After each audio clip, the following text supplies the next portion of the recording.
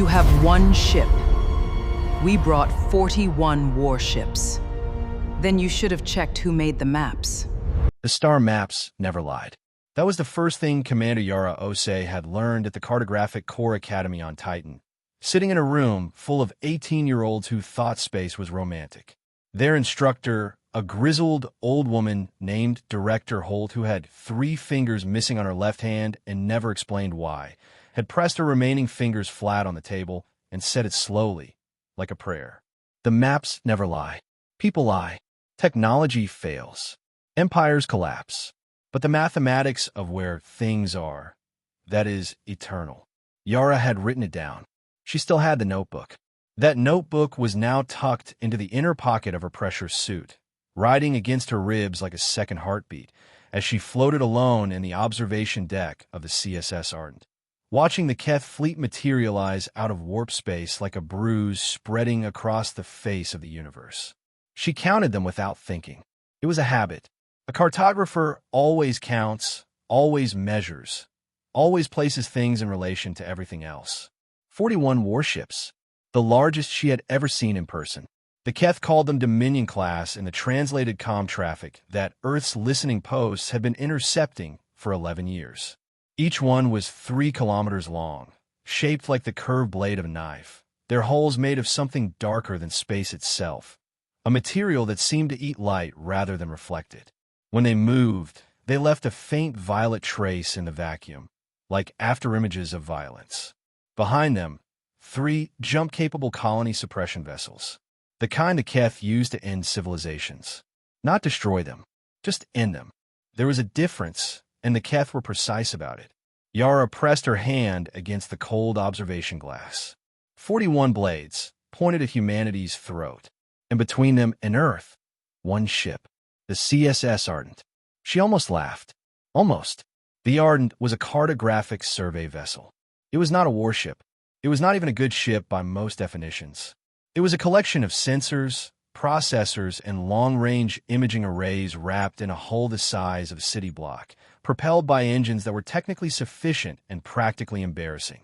It had exactly 4 weapons, 2 point defense railguns for micro-debris clearance, and 2 military-grade laser arrays that Yara had lobbied for 3 years to get installed, and which her commanding officer at the time had called paranoid overkill. Commander Harlan Davies. She wondered where he was now.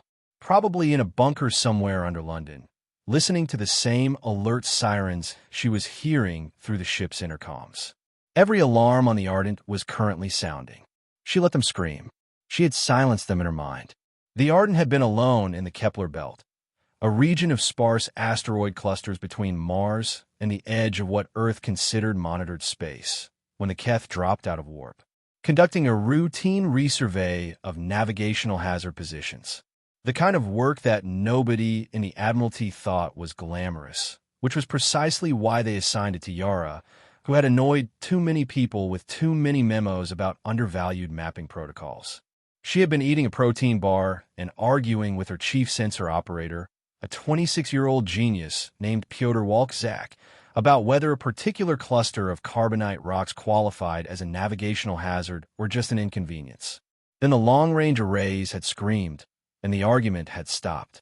Now Pyotr was behind her in the corridor. She could hear him breathing, fast, controlled, the breathing of someone who was terrified and refusing to let it win. She appreciated that about him. She appreciated it deeply. Commander. His voice was steady. Keth fleet has decelerated to holding position. 700,000 kilometers. I can see them, Pyotr. They're hailing us. I know. She pressed her palm flat against the glass. The Keth fleet hung there like a judgment. She thought of Director Holt. She thought of the notebook against her ribs. She thought of a principle she had spent her career living by, one that had made her a great cartographer and a difficult officer, and a person who had never once, in 17 years of service, been exactly where someone expected her to be. Understand where everything is, because the moment you know that, truly know it, you know something nobody else does. She turned away from the window. Open the channel, she said. Let's hear what they have to say. The Keth envoys spoke through their translator without preamble, without greeting, without any of the diplomatic padding that humans use to soften the shape of what they meant. Its image filled the Ardent's main screen. Tall, insectoid, draped in something that was simultaneously armor and ceremony. Its 3 eyes were the yellow of old bone. It had 4 upper limbs, 2 of which held a long ceremonial rod that Yara had read about in intelligence briefings, the Keth Dominion staff. It was only carried when the Keth considered a meeting to be administrative rather than diplomatic. A formality. The kind of meeting you had with someone who didn't get a vote. The translation came in flat, without inflection. The Keth had never bothered learning emotional tonal variants for human languages. They didn't think it was relevant. You are within the path of Keth Dominion Fleet 7. You will transmit your vessel's complete navigational database, your planetary defense network schematics, and your species' current military positioning data. You will then stand down your engines and await boarding. Your cooperation will be noted in the Dominion's record of your civilization surrender. Non-compliance will result in the destruction of this vessel and the subsequent destruction of your primary world without further communication. Silence. Yara let it breathe for exactly 4 seconds. I'm Commander Yara Osei of the CSS Ardent, Cartographic Survey Corps, Earth Commonwealth. I received your message. She paused. Can I ask you something? The envoy's 3 eyes did not blink.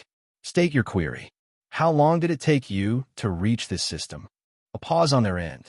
The envoy's expression, insofar as an insectoid face could hold one, shifted fractionally. Confusion, or something like it. Your query is irrelevant. Humor me. 41 ships, that distance. What? 6 months of warp travel. 7.3 months at Dominion Standard Transit. This information is irrelevant to the terms of your 7.3 months, Yara said, nodding slowly. That's a long way to come. We have come further for lesser civilizations. I'm sure you have. She let a small pause sit there, not awkward, not aggressive, just present. You should know that we're going to need some time before we can agree to your terms. The envoy straightened to its full height. Even through a view screen, it was imposing. There are no terms. There is compliance, and there is destruction. You will comply. Within 24 hours, Yara said pleasantly. We'll have an answer for you in 24 hours. She cut the channel. Pyotr stared at her from across the bridge. The rest of her small crew, 6 people, which was the full complement of a survey vessel, stared with him.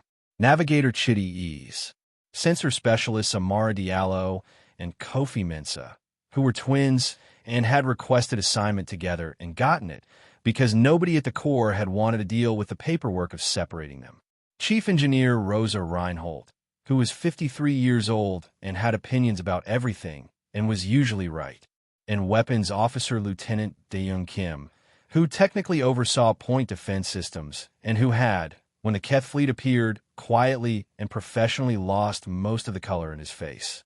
Commander, Rosa said, her voice carrying the particular tone of someone who was choosing their words with great care. Did you just ask them to wait while we think about surrendering? I asked for 24 hours, Yara said. Yes. They have 41 warships. I know.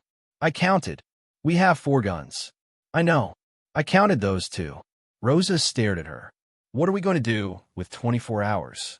Yara was already walking toward the cartographic station at the center of the bridge, the real heart of the Ardent, the reason this ship existed. A curved console the size of a dining table, covered in holographic displays, surrounded by processing towers that hummed at a frequency you felt in your teeth. She pulled up the asteroid cluster survey data.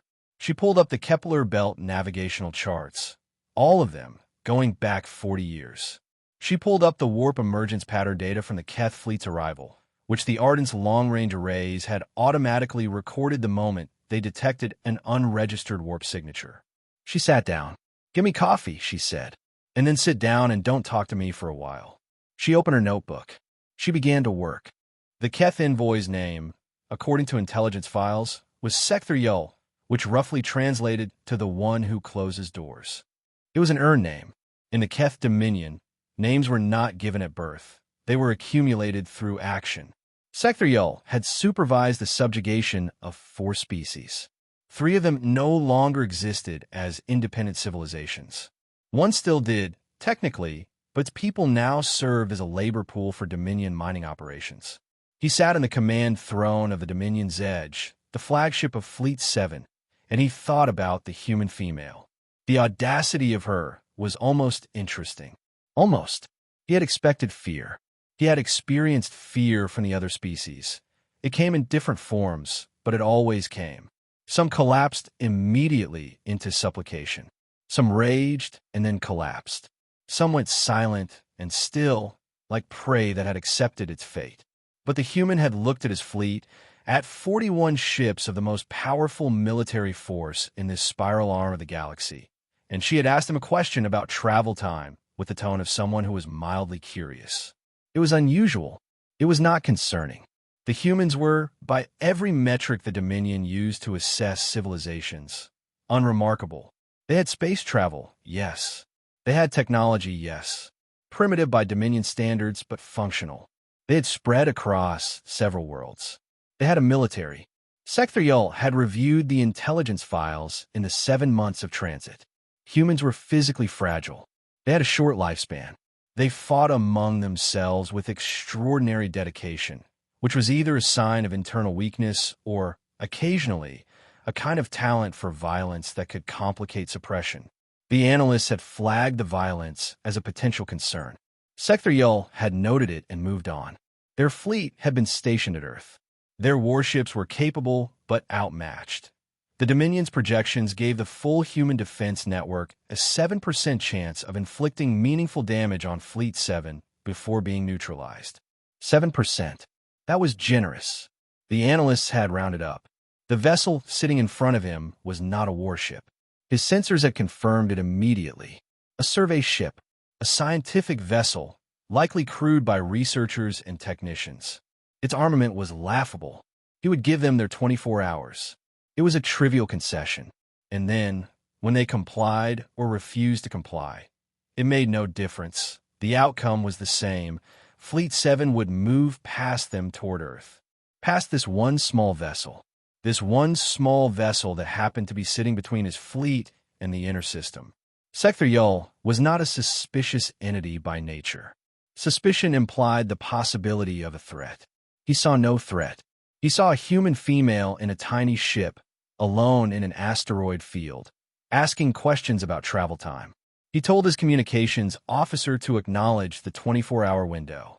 He told his navigation officer to begin preliminary route calculations for the push to Earth. He did not ask his sensor team for a detailed analysis of the asteroid field around the human vessel. He would think about this later. In a specific, precise way that a being thinks about the exact moment, everything changed. 17 hours into the 24-hour window, Piotr found Yara still at the cartographic station, surrounded by holographic models, her coffee cup empty for the 4th time, and her notebook open beside her covered in equations that he could follow only partially, because he was brilliant, but she was something beyond brilliant. She was precise in a way that felt almost supernatural. The kind of precise that comes from loving something so much that you see it differently than anyone else. "You're not sleeping," he said. "I slept 2 hours. I checked the logs. You didn't. I'm going to say I slept 2 hours, and you're going to accept that, and then you're going to look at this." She gestured to the holographic display. "Tell me what you see." Piotr leaned in. The display showed the Kepler belt, the asteroid field they'd been surveying when the Keth arrived. Their current position, the Keth fleet's position, and overlaid on all of it, in red, was a 3-dimensional model of something he didn't immediately recognize. "What is that?" he asked. "That is the Kepler belt navigational chart from 40 years ago," Yara said. "And this," she overlaid a second image in blue, "is the chart from 20 years ago. And this, a third image in green, is ours. The survey we were doing when the Keth arrived." He looked at the 3 images overlapping. They were similar. Of course they were similar. It was the same asteroid field. But they weren't identical. The rocks moved. Slowly, incrementally, but they moved because everything in space moved. Everything was always falling toward or away from something else. "There's drift," he said. "Significant drift. The Kepler belt has been migrating, slowly, over decades. in response to gravitational interaction with Jupiter's extended influence and two near-pass cometary bodies in 2031 and 2048. She pointed to a cluster of dense rock formations in the green overlay. This section, what I've been calling Cluster 7 in our survey, was here 40 years ago. She pointed to open space in the red overlay. And here, 20 years ago, she moved her finger. And now it's here. Piotr studied the position of Cluster 7 in the current chart. He studied where the Keth fleet was sitting. He looked at the vector between them. His mouth went dry. Yara, he said quietly, the Keth would have used old charts. Every civilization in this region of space uses the same navigational database. It's the Meridian Consortium's shared mapping protocol, compiled 40 years ago during the Treaty of Intersection. The Keth are signatories. They use it for warp emergence calculations. 40-year-old charts. For a field that has moved. He stared at her. They don't know. They don't know. They came out of warp directly into a corridor that they think is open space. Yes, but it's not open space anymore. No. She tapped the cluster in the green display. Cluster 7 is sitting right in the middle of what the old charts show as the clearest, most direct navigational corridor between their current position and Earth. According to charts they trust completely. She paused, because the maps never lie. Unless you're using 40-year-old maps for a field that's been moving for 40 years. Piotr sat down heavily in the nearest chair. He ran the numbers in his head, the way she trained him to, the numbers you do automatically when you've been doing cartographic work long enough for it to become instinct. 41 ships, moving at standard Dominion transit speed toward Earth, through a corridor they believed was clear. Through a corridor that now contained approximately 1.4 billion tons of rock, ice, and carbonite debris, compressed into a dense formation that any modern survey chart would have flagged as a Class 3 navigational hazard. A formation that nobody had mapped yet, because the Ardent had been in the middle of the survey when the Keth arrived. A formation that existed on exactly one chart in the known universe. The chart that Yara had been building for the past 2 weeks. The chart that the Keth had demanded she surrender. Oh, Piotr said softly. Oh, I know, but they're not moving through the field. They're going to calculate around it. They're going to calculate using their own charts. She pulled up the route projection. This is the path their navigation officers will plot. They have 3 potential corridors between their current position and Earth. 2 are genuinely clear. One appears clear on old charts and is currently a rock wall.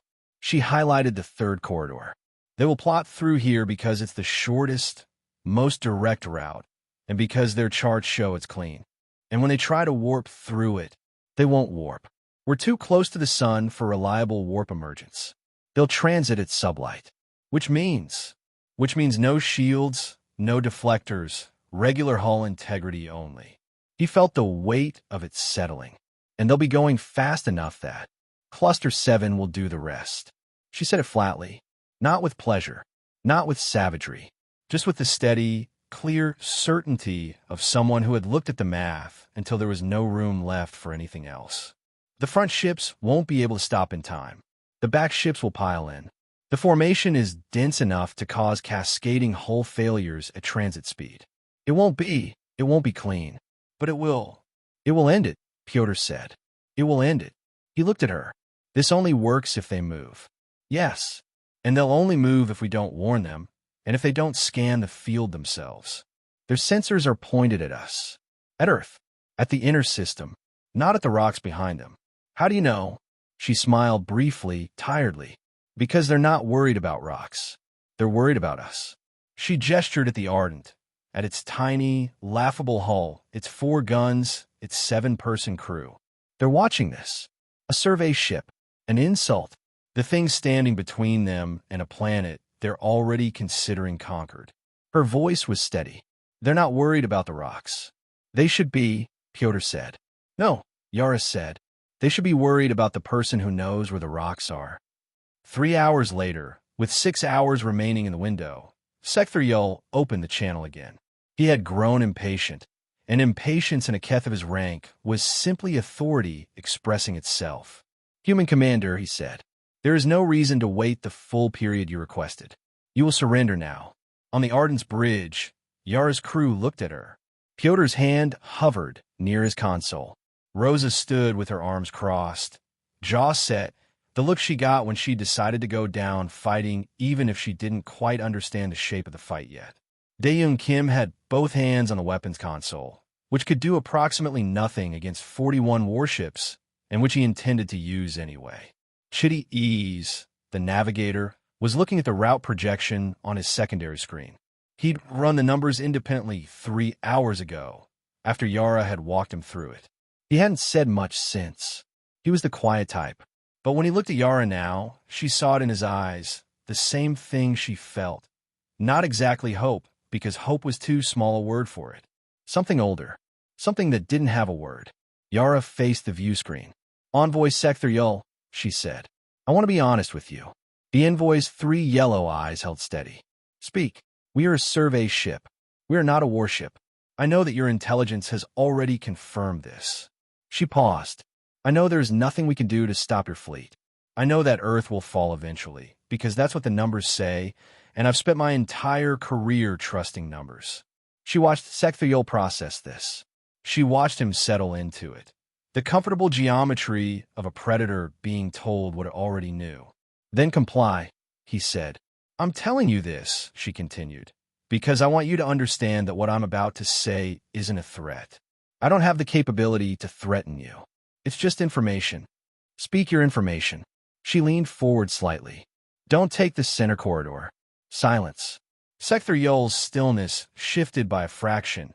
Not physically, but something behind his yellow eyes moved. "Clarify your statement. When you begin your transit toward Earth, you have 3 navigational options. The center corridor, the most direct route, is compromised. It contains a dense rock formation that your charts don't show, because your charts are old and this field has been moving." She held his gaze. "I surveyed it 2 weeks ago. The formation is exactly in your path." She watched him. He didn't move for a long moment. Then, "You are attempting to deceive us." "Why would I?" she said. "What do I gain?" "You gain time. You gain the chaos of our fleet attempting to navigate around the obstacle you claim exists.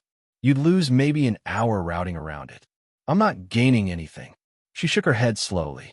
"Envoy, I'm a cartographer. I map things. I've spent 17 years making sure ships don't hit rocks. Old habit, I suppose." Another long pause. The yellow eyes calculated. "Your motive is unclear," Sector Yul said. "My motive," Yara said quietly, "is that there are children on Earth. There are old people. There are people who have never done anything to your civilization and have no idea you're coming.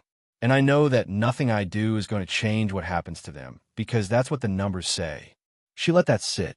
"But the number of people who die on your end doesn't help anyone down there. So I'm telling you, don't take the center corridor." Sector Yul studied her for a very long time. She met his gaze and did not flinch. "Your warning is noted," he said. "Your compliance is still required." "I know," she said. She closed the channel. What happened in the next 4 hours was this. Sector Yul called his navigation officers and told them to examine the center corridor for hazards. They ran a sensor sweep. At the range they were operating at, with their sensors primarily oriented toward Earth and the inner system, and with the Ardent sitting between them and the debris field, the sweep returned inconclusive, some mass readings that were within normal tolerances for an asteroid belt. Nothing that definitively confirmed a hazard. Nothing that definitively cleared it. His senior navigation officer told him that the mass readings were ambiguous and recommended they avoid the center corridor as a precaution. Sector Yul overruled him. He did this for a reason that was not, in the final accounting, irrational. It was simply wrong. He did it because the human had warned him. A commander with 4 guns had looked at 41 warships and warned them away from a corridor. And in Sector Yul's decades of experience suppressing civilizations, he had learned to be suspicious of precisely that kind of move, the apparent selflessness, the offered information, the helpful warning from a position of powerlessness. It was manipulation. It was always manipulation. Species under threat of extinction said and did extraordinary things to create uncertainty, to introduce hesitation, to cost the Dominion time and precision. She had told him, calmly and with apparent sincerity, that the corridor was dangerous. Therefore, the corridor was safe, and she wanted him out of it. Therefore, whatever she was protecting was in the center corridor. Maybe a weapons platform. Maybe a minefield. Maybe something she was transmitting to Earth even now, some defensive countermeasure that needed the fleet to avoid the center approach. The center corridor it was. He did not congratulate himself on his reasoning. He did not need to. He had been doing this for too long to feel pride in decisions he considered obvious. He ordered Fleet 7 to begin transit toward Earth. He did not contact the Ardent again. He charted the center corridor and accelerated to transit speed. Yara watched them begin to move. She stood at the observation window again, as she had at the beginning, her hand pressed flat against the glass. Her crew was at their stations behind her, silent because they had all looked at the same charts, run the same numbers, understood exactly what was coming, and couldn't make themselves talk about it. 41 ships. She had spent her life making sure ships didn't hit rocks. She watched them come. The Dominion's edge was at the front of the formation. She could identify it by its size, slightly larger than the others, by the faint asymmetric burn of its engines. Secthariel's ship. She watched it accelerate. "They're not deviating," Chitty said quietly from the navigation console, his voice barely above a whisper. "No," Yara said. "He didn't believe you." "No. If he believed you, he would have gone around, lost an hour, and then Earth would have fallen in about 6 weeks, based on what their fleet can do to our defense network." She kept her eyes on the Keth formation. "He didn't believe me." She had told him the truth. That was the part that nobody would ever completely understand when they told this story, if anyone lived to tell it. She had told Secthariel the absolute truth, as plainly as she could say it, and she had meant every word, and he had decided she was lying. Because that was what he expected. Because that was how his mind worked, shaped by decades of conquest, by the assumption that the helpless always deceive out of desperation. He had been so certain he was the predator in this equation that he hadn't been able to see what she was. She wasn't a weapon. She was a map. "Pyotr," she said, "time to cluster 7. At their current velocity," he worked the numbers. 11 minutes, 20 seconds. "Okay. Commander." Rosa's voice, carefully controlled. "The point defense arrays. I know they're not, but if there's anything we should be, bring them online," Yara said. "Anything that comes our way that isn't a Keth ship, we handle. Anything that is a Keth ship, we clear the channel." "What does that mean, clear the channel?" Yara finally turned away from the window. She looked at her crew. Rosa, stern and ready. Pyotr, pale and brilliant and absolutely present. Chitty, hands steady on the navigation console. Amara and Kofi, the twins, sitting shoulder to shoulder at the sensor stations. Dae-Young at weapons, every line of him coiled and precise. 6 people. 7, counting her, on a ship the size of a city block, with 4 guns, watching the most powerful military force in the known galaxy slide toward a rock formation that only they had charted. "It means," she said, "that if this goes the way the math says it will, we may be the loudest thing in this sector of space for a while. We hold our position. We maintain formation. We do not run, because if we run, they'll notice something is wrong." She paused. "We stay exactly where we are, and we let them think they're flying to Earth. And when the front ships hit," Chitty started, "the formation will compress. The rear ships will decelerate, but not fast enough. We'll see cascading impacts across the first 8 to 12 ships in the forward element. The remainder will," she stopped. "The remainder will react. Some will stop. Some will try to reverse thrust. Some will try to maneuver. In the chaos, they'll be attempting to navigate in a debris field without current charts." She looked at the cartographic station. "Except ours. And ours are in the Ardent's memory," Rosa said slowly. "And the Ardent is not destroyed," Yara said. "And we are not running." Rosa stared at her for a long moment. Then she nodded once, slowly, and went back to her console. 6 minutes, Pyotr said. The bridge went quiet. Yara turned back to the window. She pressed her palm flat against the glass. She thought about Director Holt, 3 fingers missing, telling a room full of children that the maps never lied. She thought about the center corridor and the 41 ships inside it, and the 1.4 billion tons of rock and ice that had been slowly, patiently, perfectly migrating into their path for 40 years, as if the universe had been setting a table. 3 minutes, Pyotr said. She waited. She would not describe what happened next as beautiful. She would spend years being careful about that. It was not beautiful, but it was exact. At 11 minutes and 19 seconds after she had begun counting, the Dominion's Edge, the flagship, the command vessel, the ship carrying the being who had supervised the fall of 4 civilizations, hit the leading edge of Cluster 7 at transit speed. At transit speed, physics is unkind.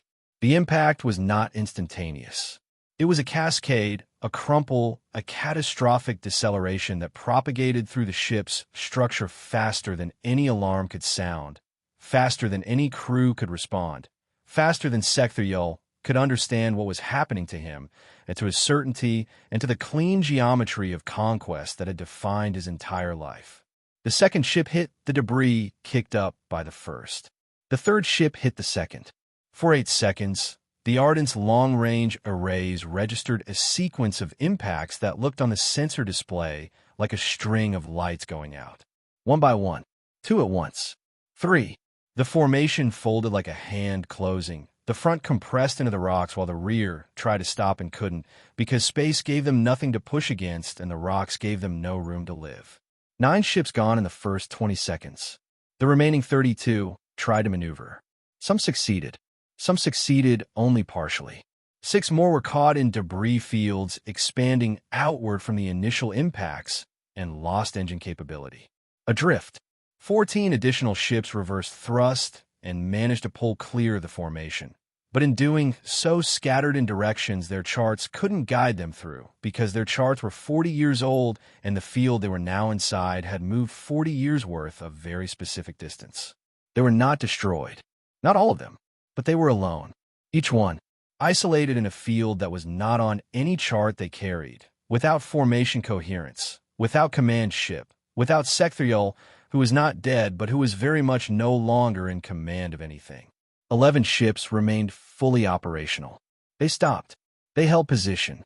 Their sensors were running at full power now, finally pointed in the right direction. They were reading a debris field that they hadn't known was there, filled with pieces of their fleet, and they were waiting for orders that were not coming from a flagship that no longer existed in the configuration they had last seen it in. The Ardent shook from proximity shockwaves, nothing that damaged the hull. Yara grabbed the edge of the cartographic console and held on. "Commander," Dae-Young's voice. "The intact ships, they're scanning us." "I know. They're going to—" "No," she said. "They're not." She moved to the communications console. She opened a broad-spectrum channel, not just to the 11 intact ships, to everything that still had a receiver in range. "This is Commander Yara Osei of the CSS Ardent, Cartographic Survey Corps, Earth Commonwealth." Her voice was completely steady. She had found the place past fear, past the shaking hands and the rapid heartbeat. The calm on the other side of all of it. To the surviving vessels of Keth Fleet 7. You are currently inside a navigational hazard that is not on your charts. If you attempt to move without current survey data, you will sustain further losses. I have the current survey data. Silence on the channel. 11 ships listening. I am transmitting safe passage coordinates for every vessel that chooses to withdraw from this system. She pulled up the chart. The one she'd been building for 2 weeks, the one that had cost her 17 years in an asteroid field and 1 very long night. These coordinates will take you back to the outer edge of the belt and clear you from the hazard zone. You will be able to jump to warp from there. She paused. Withdraw. Go home. Tell your Dominion what happened here. Another pause, briefer. The center corridor is, and has always been, clear on your charts. And that is why you will never take it again. She closed the channel. They didn't respond. For 47 minutes, the 11 intact Keth ships sat in the debris field and did not respond. Yara's crew said very little. Pyotr ran continuous sensor sweeps and reported positions. Should he track the slow drift of surviving Keth vessels? Rosa monitored hull integrity on the Ardent, which remained perfect. Dae-Young never took his hands off the weapons console. The twins, Amara and Kofi, sat shoulder to shoulder, and watched their screens, and once, quietly, Kofi said something to his sister in Shui, and she put her hand briefly over his, and they went back to watching their screens. At 47 minutes, the first Keth ship began moving. Slowly, tentatively, following the coordinates Yara had transmitted. Then the second, then the third. She watched them on the sensor display. 11 lights, picking their way through the field she had mapped, following a path that she had laid out for them in the data. Her 2 weeks of careful, painstaking survey work that she had originally been doing because nobody else wanted to do it, because it wasn't glamorous, because an asteroid field in the middle of nowhere wasn't the kind of thing that got you promoted or noticed, or anything except alone in the dark with your sensors and your math and your old notebook. The lights moved through her chart, one by one, like careful children following a path marked through snow. When the last one cleared the field and she confirmed their vector change toward warp-capable space, Pyotr let out a breath that might have been a sound, something between a laugh and a sob, and didn't quite seem to know which one it was, and so he pressed his hand over his mouth and didn't let either one out. Rosa put her hands flat on her console and bowed her head for a moment. Chitty was completely still. Daeyoung's hands finally left the weapons console. He looked at them like he was surprised they still belonged to him. The twins said nothing for a long time, and then Amara said, quietly, "What do we do now?" "We finished the survey," Yara said. Earth's first communication reached them 22 minutes later. The Ardent's passive listening arrays had been picking up fragments for the past hour. Radio traffic, military comm bursts, the fractured chatter of a civilization that had been watching sensor data from a dozen monitoring stations and trying to understand what they were seeing. 41 ships entering the belt. Then an event that looked like an explosion. Then silence. Then 11 ships leaving. The first coherent communication came from Admiral Renata Sorensen, commander of Earth's Integrated Defense Network, who had apparently been standing in a room full of people who had been holding their collective breath for the better part of an hour. "CSS Ardent, this is Admiral Sorensen. Please confirm your status. Please confirm. Please just tell us what happened." Yara opened the channel. "Admiral," she said, "this is Commander Osei. The Ardent is undamaged. All crew accounted for." She glanced at her people. Pyotr, who was quietly and professionally crying and making no attempt to stop. Rosa, who had found a cup of cold coffee from somewhere and was drinking it with the intensity of someone for whom coffee had become a profound philosophical anchor. The twins, now talking to each other softly in a way that sounded like they were agreeing on something important. Chitty, still at his console, now pulling up charts for the next phase of the survey, with a focus so completed, had circled back around to looking like peace. Daeyoung, who had sat down at his console and put his head in his hands and was simply breathing. "All crew accounted for," she said again. "The Keth fleet sustained significant losses to a navigational hazard in the Kepler belt. 11 vessels withdrew from the system. I transmitted safe passage coordinates."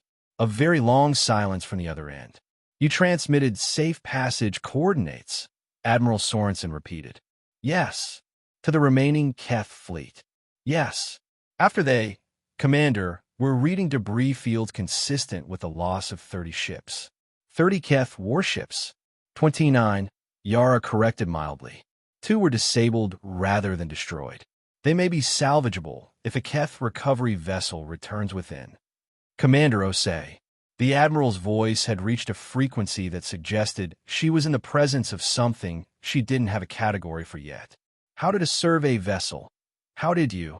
"They flew through a rock formation that wasn't on their charts," Yara said simply. "I knew where it was. They didn't." Another silence. "The maps," the Admiral said slowly. "Yes. You mapped it. We were in the middle of surveying it when they arrived. 2 more days, and it would have been in the database, and they'd have known to go around." She considered this for a moment. "I suppose we got lucky with the timing." "Commander." The Admiral's voice had changed. Something in it that wasn't quite the voice of a commanding officer anymore. Something older. "The entire defense network has been watching your position for the past 2 hours. The whole Earth. Every station, every installation. We've all been watching." A pause. "What did you say to them when you called them?" "We received the frequency but not the content. Yara thought about it. I told them, she said, not to take the center corridor.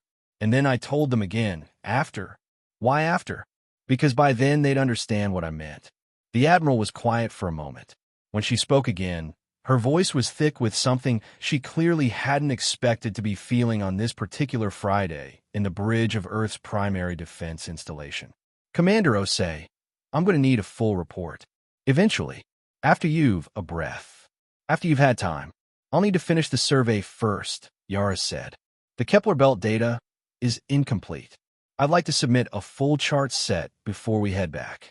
Of course, the Admiral said. Of course you would.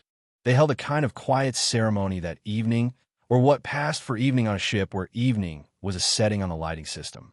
Rosa made actual food, not protein bars, actual food from the store she'd been hoarding for what she periodically called a genuine occasion, and they sat together around a cartographic console, which Yara had dimmed so its glow was softer, and they ate and talked and sometimes didn't talk, and that was fine too. Pyotr told a story about the first time he'd gotten lost on an EVA survey outside a mining station on Ceres, and had spent 6 hours floating in the dark before Yara had talked to Bakken over the radio, giving him coordinates, talking him through the math, her voice absolutely steady the whole time. I asked her later, he said, looking at her across the table, how she stayed so calm. I wasn't calm, Yara said. You sounded calm. There's a difference. Rosa said she'd been in 3 emergency situations in 20 years of engineering work, and that in every single one of them, the scariest part wasn't the danger. The scariest part was not knowing the shape of the danger. When you can't see the thing, the fear fills in all the gaps. But when you know what it is, when you know exactly what you're dealing with, the fear goes somewhere else. Doesn't leave, just changes shape. Chitty, who rarely said much, said, my grandmother was a farmer. She used to say that the land always tells you the truth. You just have to know how to read it. He looked at Yara. This was the same thing, just bigger land. 3 days later, the survey was complete. The Kepler Belt Navigational Chart, Survey Version 4.0, compiled by Commander Yara Osei and crew of the CSS Ardent, was transmitted to the Meridian Consortium's shared navigational database and subsequently distributed to every spacefaring civilization that participated in the protocol, including the Keth Dominion. It was the most comprehensive single-vessel survey of the Kepler Belt in 40 years. It updated 847 navigational hazard designations. It corrected 203 positions that had drifted from their recorded locations. It added 61 entirely new formations that had not previously been cataloged. It included, in precise and accurate detail, the position of Cluster 7. The Dominion, according to intelligence intercepts that began filtering through Earth's monitoring stations over the following weeks, did not immediately send another fleet. There were reports of internal deliberation, of debate within Dominion leadership about the cost-benefit calculation of further engagement with humanity, of a particular piece of sensor data being studied and restudied by Keth military analysts, the recording of 41 ships entering a navigational hazard that a single human commander had warned them away from, a commander with 4 guns, a commander they had dismissed. There were also reports, less confirmed, more inference, that Sekhthyul, recovered from the wreckage of the Dominion's Edge and stripped of his command, had told his debriefing officer something that didn't quite translate into Keth military doctrine, but which the analyst had struggled with for some time. She told us, he had reportedly said. She told us exactly what was there, and we decided she was lying, because we thought she had nothing. The reports could not confirm what happened after that in the debriefing room, but they confirmed that Sekhthyul did not command another ship. Yara Osei returned to Earth on a Thursday, 6 weeks after the battle that wasn't called a battle in official records for another decade, officially designated the Kepler Belt Navigational Incident, because humanity was capable of extraordinary understatement when it put its mind to it. She walked out of the docking terminal at Titan Station and into a crowd of people who had heard her name now, people who knew what had happened in some version or another, the story having grown in the weeks it had been traveling, as stories do, accumulating details that weren't quite right and losing some that were, but somehow arriving, in the broad shape of it, it's something true. She accepted the handshakes.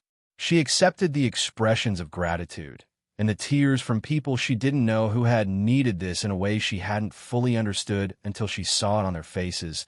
This particular flavor of relief that comes when the thing you were afraid of turns out to be survivable. She gave a press conference that lasted 40 minutes, and in which she said several times and with great clarity that she had done what her job trained her to do. She had read the field, understood the position, and known where things were.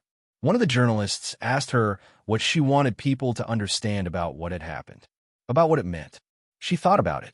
She thought about 41 ships and a rock formation and 40 years of drift. She thought about Sector Yull's yellow eyes, so certain. She thought about Director Holt's 3 remaining fingers, flat on a table, in a room full of children who thought space was romantic. The Keth came here, she said, with 41 warships, and they looked at our ship, at our small, unarmed, insufficient ship, and they saw nothing dangerous. They saw something they had already beaten. She paused. They made a mistake that powerful things make. They measured us by what we had instead of by what we knew. She put her hands flat on the table. We know every rock in this system. We know every drift, every migration, every formation that's moved an inch in 40 years. We mapped it. We're still mapping it. Every survey team, every cartographic vessel, every researcher who's been floating in the dark running numbers that nobody thought were important. She looked at the cameras. We know this space, every corner of it, every rock. She lifted her hands from the table. That, she said quietly, is not nothing. In the end, they put a plaque on the Ardent. It wasn't a particularly large plaque. It wasn't in a particularly prominent place. Near the cartographic station, which felt right, where you'd only see it if you were already standing in the most important spot on the ship. Bronze, with simple letters, the way Yara had requested when they'd asked her what she wanted on it. It said, CSS Ardent, Kepler Belt, 2157. The Keth came with 41 warships. They forgot to ask who had the maps. And below that, in smaller letters, the coordinates of Cluster 7. Exact. Precise. The way everything Yara did was exact and precise. The way everything the universe did was exact and precise, if you paid close enough attention. If you were willing to float in the dark long enough to learn where things actually were. She kept a notebook. Years later, when people asked her to speak at academies and conferences, when they asked her what she told young cartographers who wanted to know how to face an overwhelming enemy, she would think about that question for a moment. Then she would say, know your ground better than they know themselves. Because the most dangerous thing in any battle isn't the weapon.